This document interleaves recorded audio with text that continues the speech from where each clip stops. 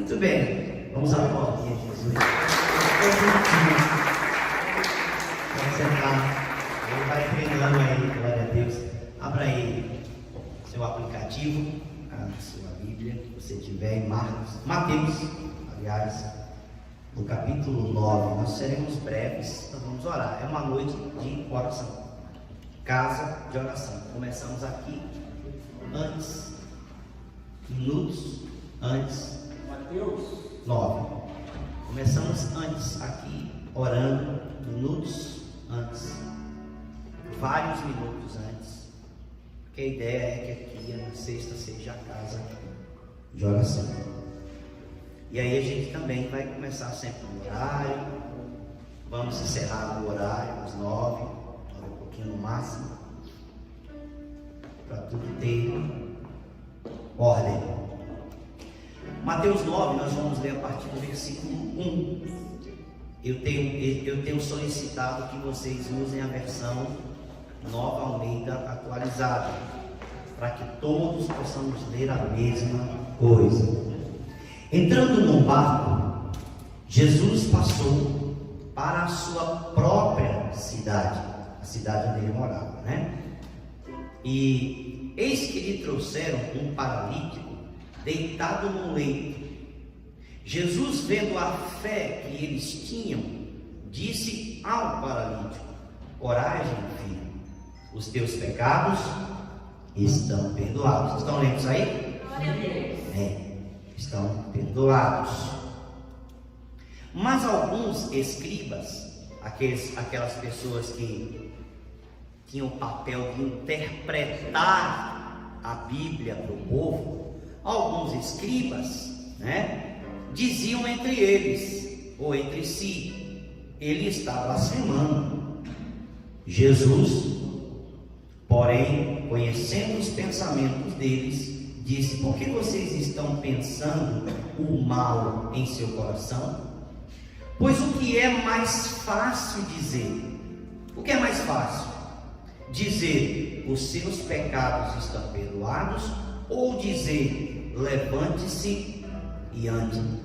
Mas isto é para que vocês saibam que o Filho do Homem, ou seja, Jesus que está ali, Filho com letra maiúscula, é descendência divina, e do homem com letra maiúscula, descendência humana, para que vocês saibam que o Filho do Homem, que é o próprio Jesus, tem autoridade. Diga autoridade. Fale autoridade. Muito bem. Sobre a terra, sobre a terra, para perdoar os pecados. Então disse ao paralítico: levante-se, pegue o seu leito e vá para casa. E o homem se levantou e voltou para casa. Vendo isto, as multidões, possuídas de temor, deram glória a Deus, que tinha dado tal autoridade aos homens. Vamos orar. Pai, te damos graças. Só tu podes revelar a tua palavra aos nossos corações, aos corações de todos nós, independente do estado emocional ou espiritual que estejamos aqui. Mas o Senhor pode marcar o nosso ser com a tua palavra, porque o teu Espírito tem poder de dividir pela tua palavra, porque é o teu Espírito que age mediante a palavra e pode dividir a alma do Espírito, as juntas e as medulas, conhecer os pensamentos e as intenções dos corações. Por isso nós nos expomos à tua palavra, para que ela faça o trabalho dela dentro de nós, em nome de Jesus. Amém? Deus abençoe a sua palavra aos nossos corações. Olha que interessante, nós já falamos sobre esse texto algumas vezes na trajetória, nesses últimos 24 anos da nossa comunidade. Jesus está, todo mundo já conhece isso. Diante de Jesus, se você tomar Marcos, ou qualquer outro dos evangelhos ou Lucas, se você tomar Marcos 2 ou Lucas 5, que são os outros dois evangelhos que falam esse mesmo caso, nos outros evangelhos vão dar muito mais detalhes. Diz que eram 4 pessoas, 4 amigos, né? Jesus estava aí em casa, quando o texto aqui de Mateus diz que ele passou para a sua cidade. Jesus estava morando em Cafarnaum nessa época, e aí Jesus está em casa, mas Jesus em casa é a mesma coisa que Jesus na rua, porque é Jesus. As pessoas querem algo dele. Gente, as pessoas querem algo de Jesus.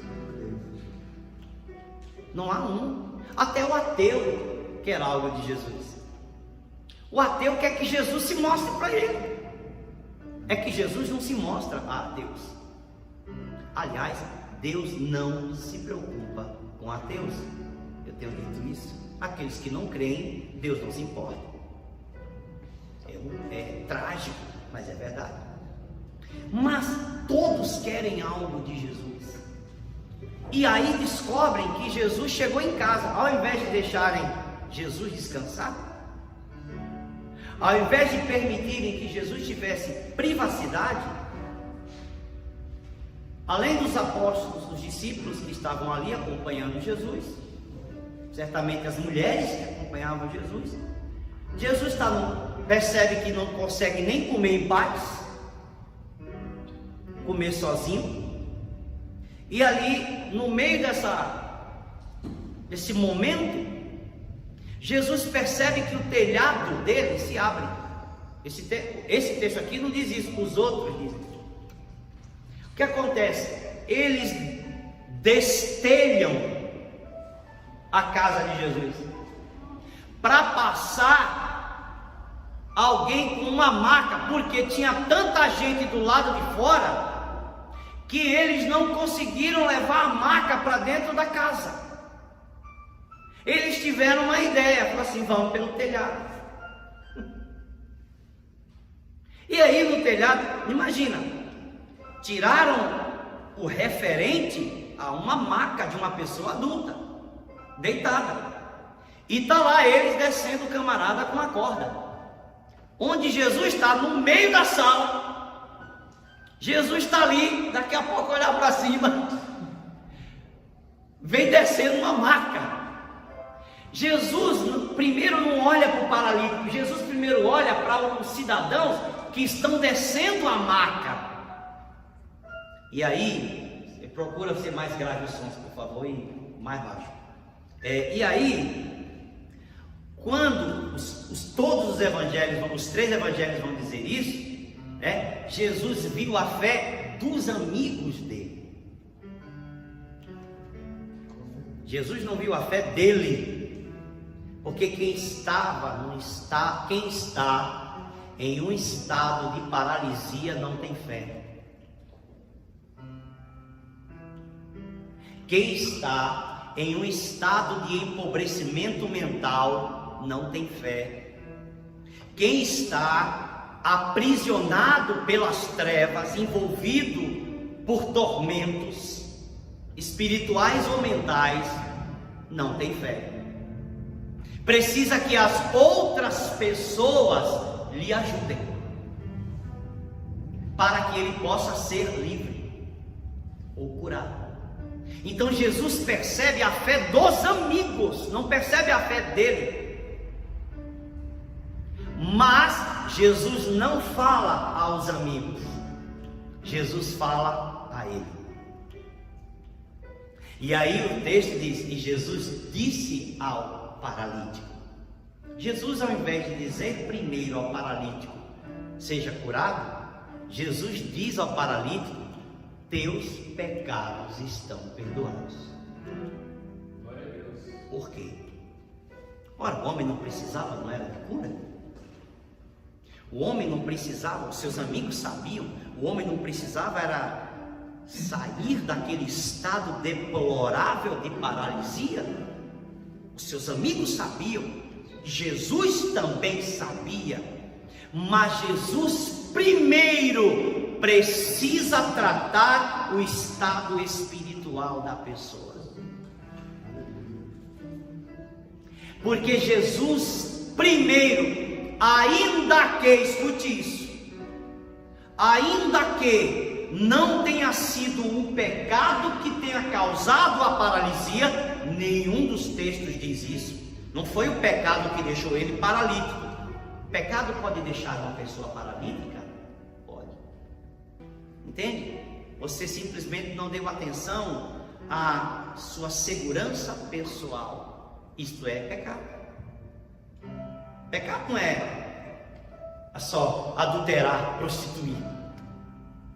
Todas as vezes que você transgride regras claras de segurança pessoal, de vida espiritual saudável, de vida emocional saudável, que Deus estabeleceu para a tua segurança própria, quando você quebra estas regras, você está pecando. Pecado é muito mais simples do que as pessoas imaginam. Agora, Jesus estava dizendo, ainda que a paralisia possa causar, o pecado possa causar uma paralisia em uma pessoa, mas, neste caso de Mateus 9, não é o pecado que causou a paralisia. Jesus não deixou de tratar o problema do moço, dizendo àquele homem, aquele jovem, aquele moço, seja quem for, que o problema dele primeiro era o pecado. Ele precisava de cura? Sim. Ele precisava de algo de Jesus? Sim. Mas a primeira coisa que recebemos de Jesus é o perdão dos pecados.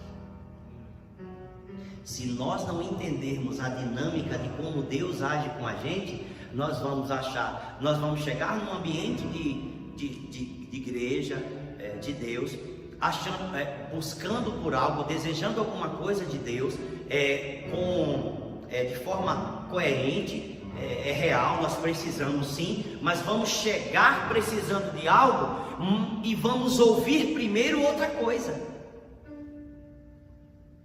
E a gente vai ouvir primeiro de Deus, da pregação, do ensino, da conversa, como é que está a nossa relação com Deus.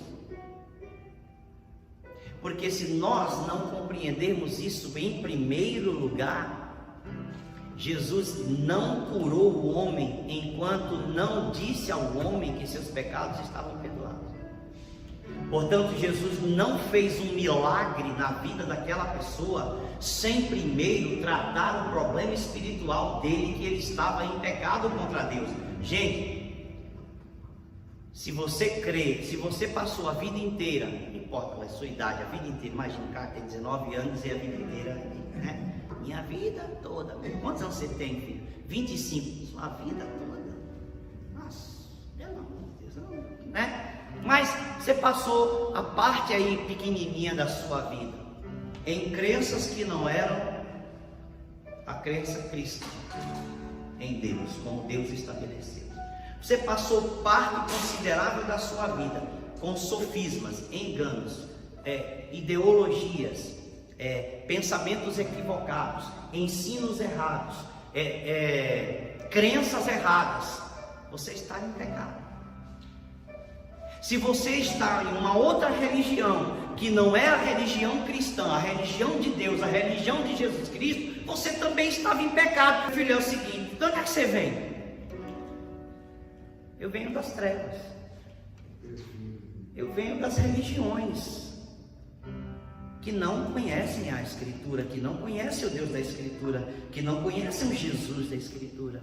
Eu venho de falsos conceitos, eu venho de filosofias, eu venho de uma vida desregrada, eu venho de uma vida prostituída, eu venho de uma vida de trevas. Aí Jesus vai dizer o que para você? Primeiro nós temos que tratar o problema espiritual, depois a gente abençoa a sua vida, mas primeiro vamos cortar, podar as arestas dessa árvore aí, porque essa árvore está suja demais.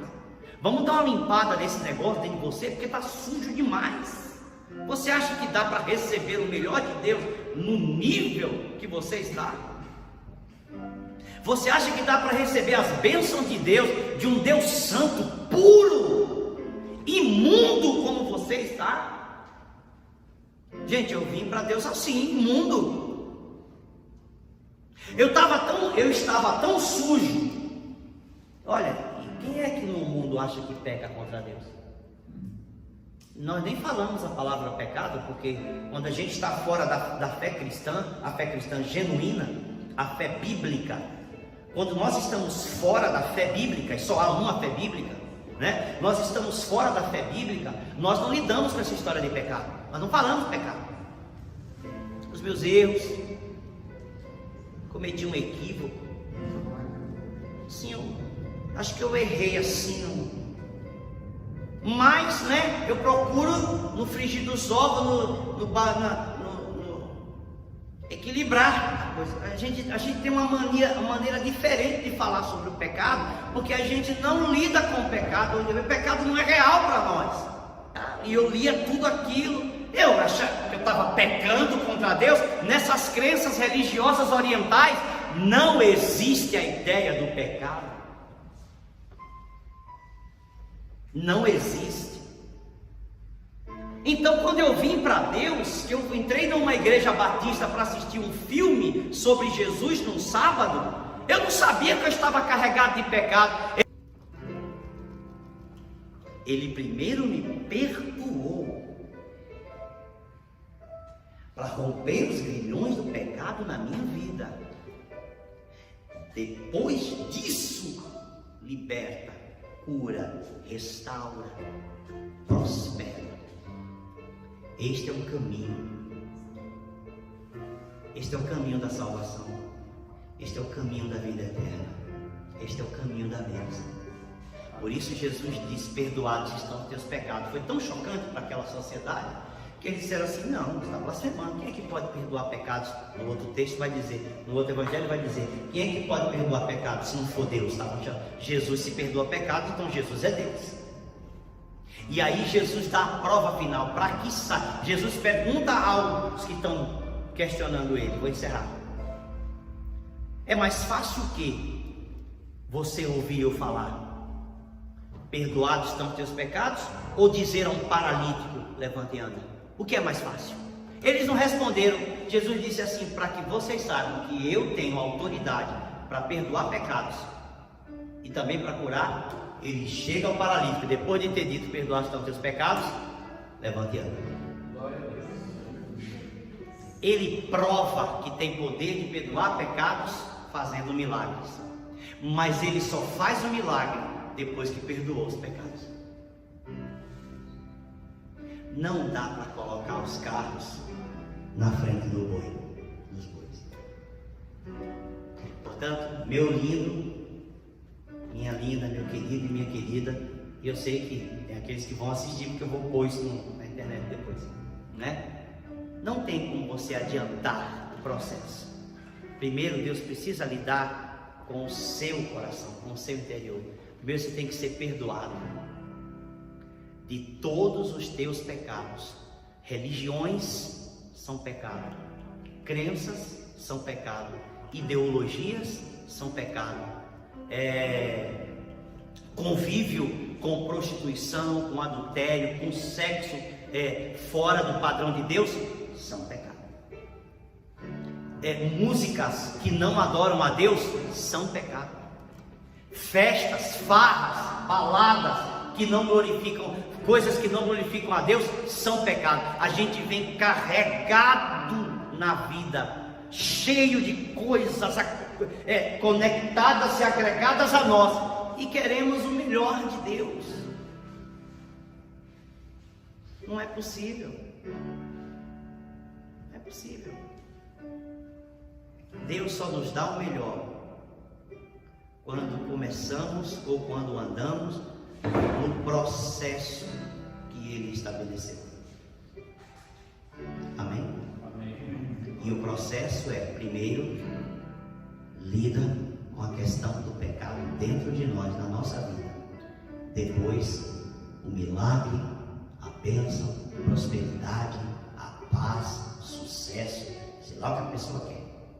Não importa. Deus tem poder para dar tudo à pessoa, desde que ela entre no processo. Fique em pé. Fique em pé. Não significa que eu sou perfeito. Significa que eu falhei muito em todas as áreas da minha vida, mesmo na igreja. Não sou perfeito. Ninguém, não adianta, cheguei na igreja, agora aceitei Jesus, não vou ter mais problema, não vou errar mais, não vou falhar mais, não vou pecar mais, a igreja está cheia de santinho. É mentira do Satanás. A igreja não está cheia de santinho, a igreja está cheia de pessoas que reconhecem as suas limitações, que reconhecem os seus pecados e estão buscando a Deus para que eles sejam transformados e ela seja transformada também. Que ela mude e que ela se pareça cada dia mais com Jesus Cristo. É um processo, desculpe falar para você, leva a vida toda. Cada ano que passa no Evangelho, mais parecido com Jesus você se torna, mas nunca se torna perfeito. Cada ano que você passa no Evangelho, você peca menos mesmo. O nível de pecado cai quase a zero, mas você nunca está livre de pecar para sempre. Amém? Só na eternidade. Enquanto você estiver aqui, você lidará com a possibilidade, com a tentação, com aquilo que vem diante de você para atrapalhar sua vida espiritual, atrapalhar sua jornada, fazer você parar, paralisar você como fez o paralítico. Aqui no sentido espiritual, paralisar sua vida, você não vai para frente nem para trás, nem para a igreja, nem fora da igreja. Você nem sabe mais o que quer, paralisado, a fé já não está mais ali. Mas hoje você tem uma oportunidade ímpar, única no sentido de que começa algo novo. Você pode dizer para Deus hoje: perdoa os meus pecados e rompa a estrutura desse pecado na minha vida. Feche seus olhos aí, não precisa ficar olhando para ninguém. Você pode dizer para Deus isso hoje. Você apenas escuta o que eu estou falando. Você precisa repetir o que eu estou falando, você só escuta. Você pode dizer para Deus hoje: perdoa os meus pecados, rompe a estrutura que eu trouxe, que me fez chegar até aqui carregado, agregado com tudo isso, com esse mal em mim. Eu nem sabia que era mal, nem imaginava que estava fazendo nada de errado. Mas esse é o pior engano, é imaginar que não está fazendo nada contra Deus. Esse é o pior, porque eu já fui ludibriado, já fui enganado logo na entrada, por achar que não estava fazendo nada, e estava fazendo tudo fora do padrão de Deus. Você pode dizer para Deus hoje: rompa essa estrutura dentro de mim, perdoa os meus pecados, me liberta para uma vida limpa, para uma vida pura, mesmo você que é crente, para uma vida pura, para uma vida santificada, para uma vida vitoriosa. Mas eu sei que ela só começa se o Senhor me dá com o meu pecado da forma correta. O pecado não é do demônio, o pecado é meu. O meu pecado é meu, fui eu que gerei. Ninguém me influenciou, não, fui eu que fiz. Então eu sou responsável por me livrar dele também. E a única forma de me livrar dele é dizendo: me livra dele. Rompe a estrutura do pecado na minha vida, para que eu seja mais parecido com Jesus. Agora pode abrir os olhos. Você entendeu? Você entendeu? Aí você começa a diagnosticar na sua vida aquilo que você vai tirando fora. Isso aqui não serve, leva tempo. Discernimento não é uma coisa simples, leva tempo. Aí no dia a dia vai passando, você vai dizendo: isso aqui não, isso aqui não, isso aqui eu não quero. Você vai percebendo que o peso, que alguma coisa está desamarrando. que alguma coisa está liberando, você está ficando mais leve. Você quer isso? Você quer isso? E o Senhor tem para dar para você hoje. Mas não é uma coisa que eu vou fazer aqui com você. É uma coisa que Jesus vai fazer com você. E eu creio que Jesus faz. E você vai dizer assim, ó, aquela noite mudou. Hoje o Senhor pode mudar a sua vida. Você precisa abrir o seu coração. Ninguém pode te empurrar para isso. Entendeu, Felipe? Entendeu, Anderson? Entendeu, João? Entendeu, Vitor? Você que está ali. Você entendeu, Bernardino, é isso? Bernardino. Entendeu, Alex? Entendeu, Mateus? Pastor Rafael? Entendeu, Pastor Joel? Os pastores entenderam. Entendeu, Maria Luísa? Entendeu, Diácono? Adão, Diaconisa? Irmã, entendeu? Ninguém pode te empurrar para isso. Ou você se abre a isso, ou você fala com Deus sobre isso, ou não funciona. Não é uma questão da gente pôr a mão sobre você e orar por você. É uma questão de você dizer, ó, eis-me aqui. Rasga o que tiver que rasgar. Rompe o que tiver que romper. Quebra o que tiver que quebrar. Substitui o que tiver que substituir. Muda o que tiver que mudar. Eu pago o preço que tiver que pagar, para que minha vida receba o teu milagre. Receba o teu melhor. Porque chega de viver como o mundo mostra, não serve. Eu prefiro ganhar menos e ser feliz e ser abençoado do que ganhar bilhões e ser um homem que já não tem mais família, que não tem mais paz, que não tem mais nada e que possivelmente vai se suicidar.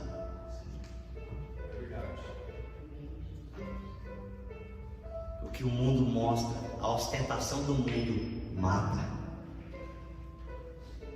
A ostentação do mundo mata, fere, machuca, destrói. Deus não ostenta e Deus tem tudo para ostentar. Deus é o que pode ostentar, mas Deus não ostenta. Amém? Amém. Vamos orar? Eu pedi para o pastor Joel orar comigo hoje. Vem cá, vamos orar. Estão vindo da escola? Ah, teve papo de moça hoje, né? De meninas. Teve papo de meninas lá. Tem papo de macho, tem papo de moça. Os machos hoje estavam de joelho no chão. E as meninas estavam conversando com a pastora Sandra. É com a pastora Sandra e a Ingrid ou só com a pastora Sandra? Olha aí. Tá vendo? Papo de moça hoje. Foi legal. Então não posso dizer que perderam nada, né? Ganharam. Vamos orar. Amém? Você entendeu? Ninguém te empurra nada disso. Sabe por quê, gente? A decisão é pessoal. Não tem como o outro tomar a decisão por você. E deixa-me te dizer uma coisa: Deus não vai tomar a decisão por você. Ou você toma essa decisão com consciência, ou nada feito. Amém? Mas hoje, não saia daqui sem você fazer esta oração pessoal. É essa que eu ensinei a você, os que estavam.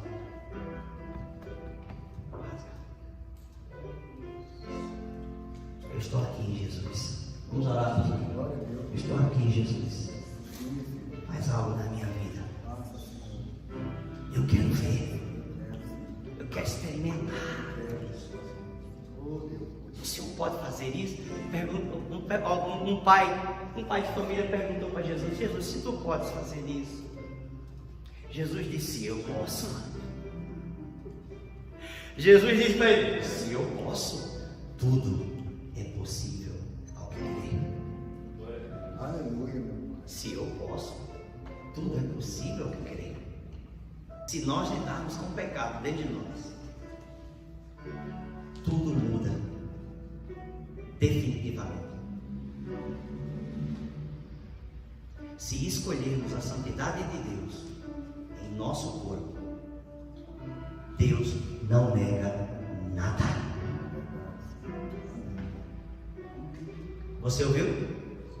Se eu escolher a santidade de Deus na minha vida, no meu corpo, Felipe, Deus não me nega nada. Está entendendo?